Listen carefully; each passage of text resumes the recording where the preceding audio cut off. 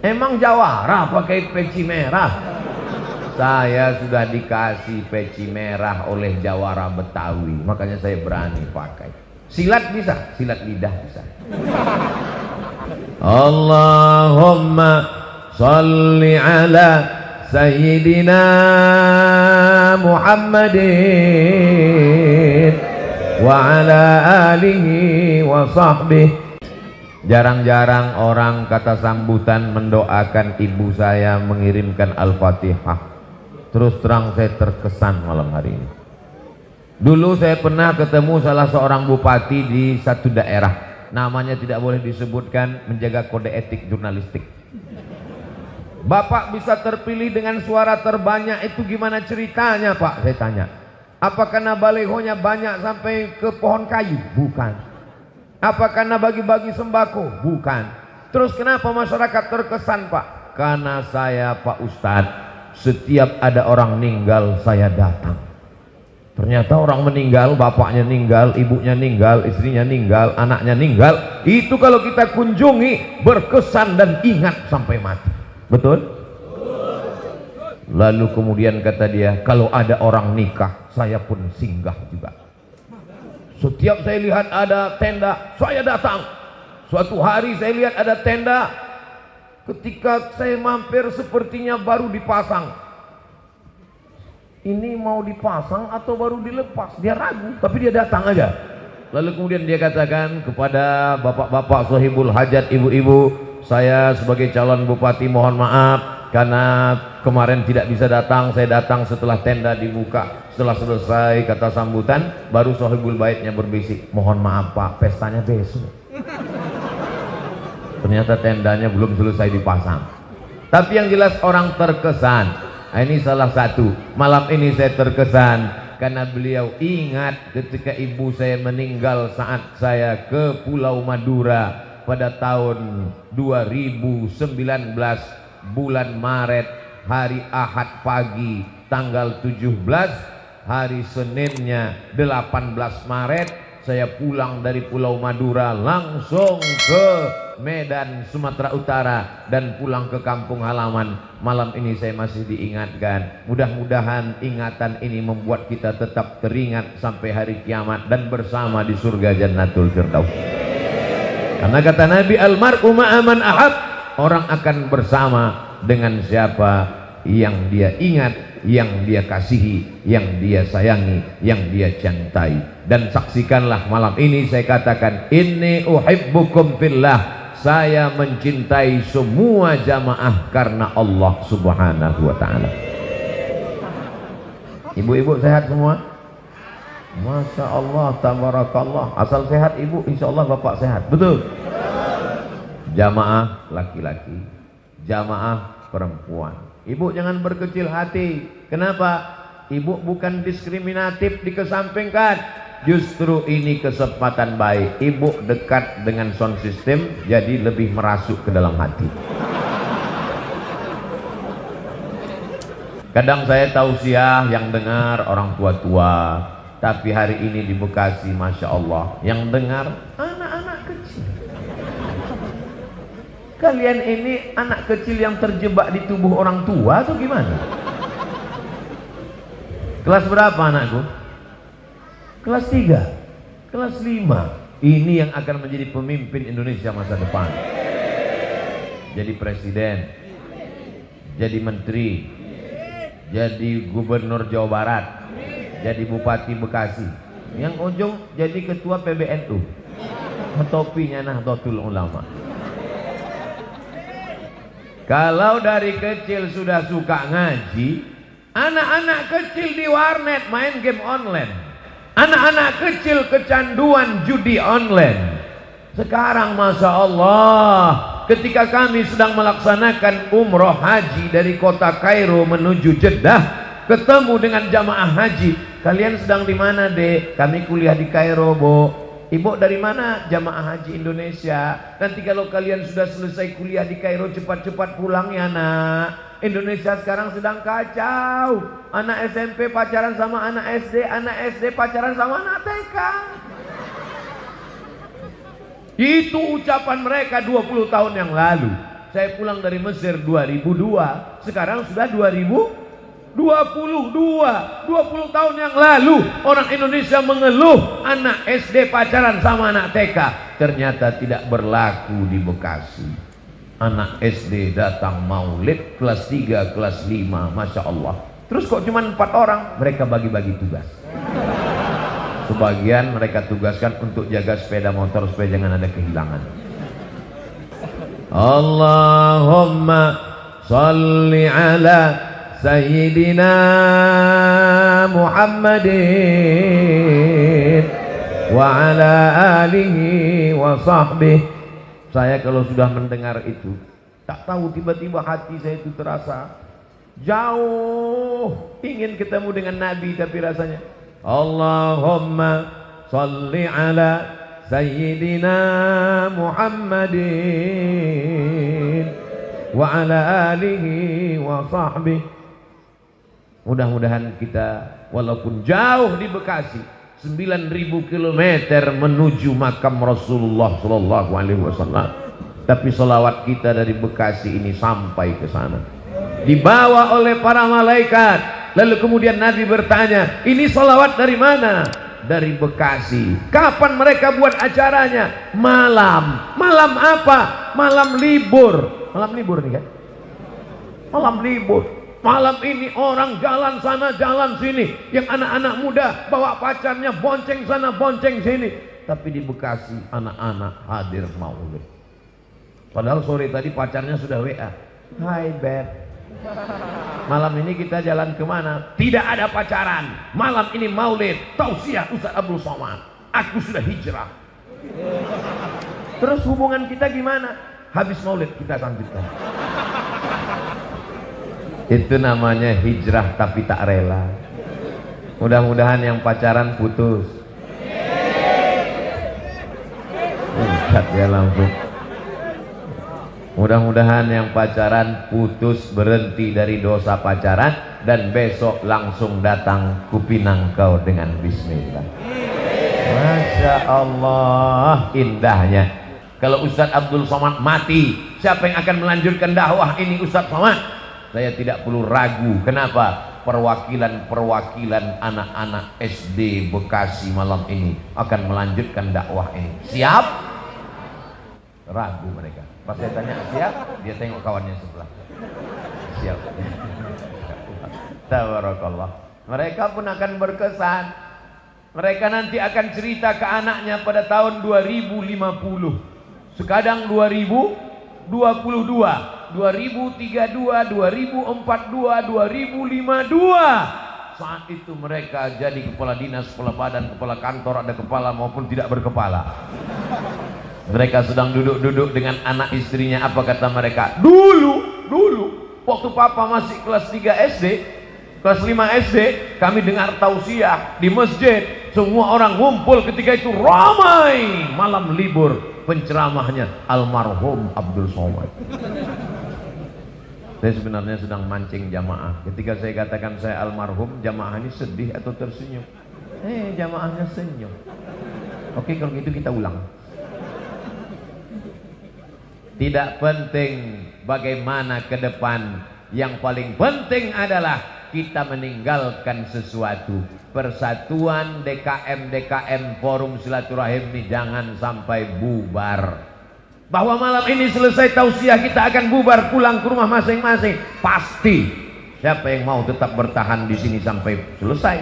Kita semua. Tapi sampai besok pagi semua akan pulang. Tapi ada yang kekal abadi, itulah dia amal jariyah. Di antara amal jariyah yang mengalir adalah waladun solihun, anak yang soleh, bukan soman. Kalau mau tahu berhasilnya tablik akbar malam ini, lihat subuh besok. Kalau subuh besok sopnya bertambah, berhasil. Tapi kalau cuman pemain inti yang azan tetap itu, as-salatu khairum minan naum, hancurlah kita. Tapi begitu besok as-salatu khairum minan naumnya luar biasa. As-salatu khairum minan naum. Semangat anak, bangun, datang dia ke masjid semua.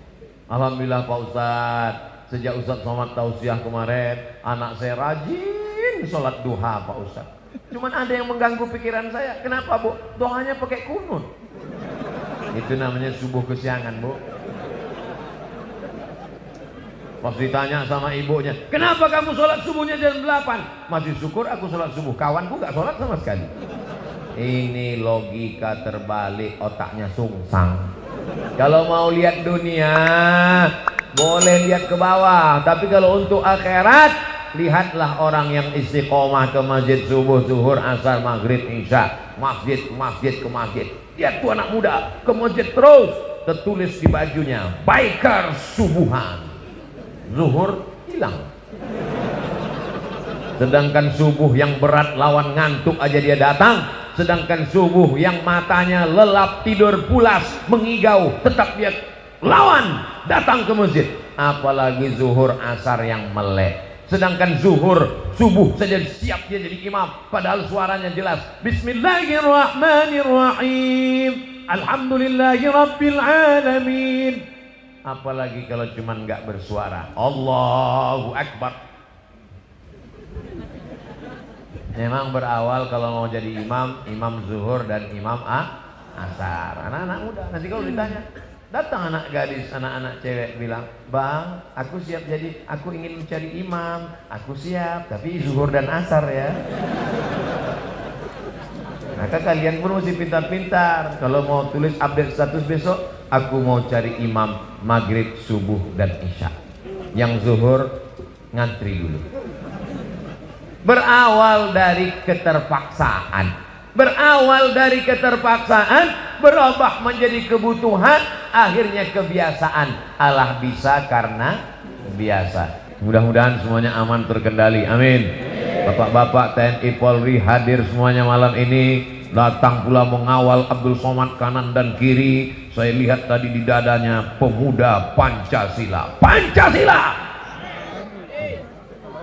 Bapak Ibu yang dimuliakan Allah Subhanahu wa taala, ini perlu kita jaga. DKM-nya sudah silaturahim, kepala daerahnya, forum komunikasi pimpinan kecamatan kabupaten hadir, alim ulama. Kapan kita bisa ngumpul seperti ini? Kadang orang di rumah pun nggak bisa ngumpul. Suaminya ada, istrinya arisan. Istrinya ada, suaminya keluar kota. Suaminya ada, istrinya ada, anaknya cabut. Papa, mama mau pergi dulu, tolong masak sarapan, pel lantai, dah apa-apa. Tapi hari ini di Bekasi semuanya bisa hadir, semuanya bisa datang. Padahal mestinya malam ini malam istirahat Pak Bupati. Padahal mestinya malam ini Bapak polisi istirahat duduk di rumah dengan istri dan anaknya. Sudah capek mereka mengembus semprit razia lalu lintas. Malam ini masih mau datang maulid. Mudah-mudahan pahala melimpah kepada kita semua insyaallah. Pahala apa Pak Ustadz? Man ahabba ayyubsata lahu fi rizqihi. Siapa yang mau lapang rezekinya, panjang umurnya, falyasil rahimahu. Hendaklah sering-sering silaturahim. Kita sekarang tidak silaturahim. Komunikasi kita lewat medsos. Wajahnya tidak kelihatan. Yang ngomong bukan lisan tapi tangan. Bahasa tangan itu kaku. Kalau lisan itu lembut. Kelihatan wajahnya. Ada rautnya. Ada romanya. Ada rona. Tapi ketika orang sudah ngomong melalui WhatsApp, melalui update status, maka kita tidak melihat bagaimana sebenarnya respon wajah dia. Alhamdulillah hari ini walaupun wajah jamaah yang kelihatan cuma setengah karena tertutup masker setengahnya lagi, tapi insya Allah ku tahu di balik masker ada senyum yang luar biasa. Betul? Tabassumika fi wajhi akhika shadaqah. Terus terang di Bekasi ini banyak kesan-kesan saya. Berikut ini mari kita dengarkan bacaan Al-Quran yang akan dibacakan oleh qori kita. Begitu maju, saya heran. Dalam hati saya, kok lupa bawa Quran? Gak pakai Quran. kesan pertama. Kesan kedua, suara. Bismillahirrahmanirrahim. Ustadz Somad napasnya sampai nyambung, nggak bisa, mau meniru aja nggak bisa. Kesan pertama, hafalannya, ngaji nggak ngeliat Quran. Kesan kedua, suara qori kita. Kesan ketiga, cincin batu kecubung. Luar biasa, terpukau saya. Mudah-mudahan anak-anak kita jadi qori.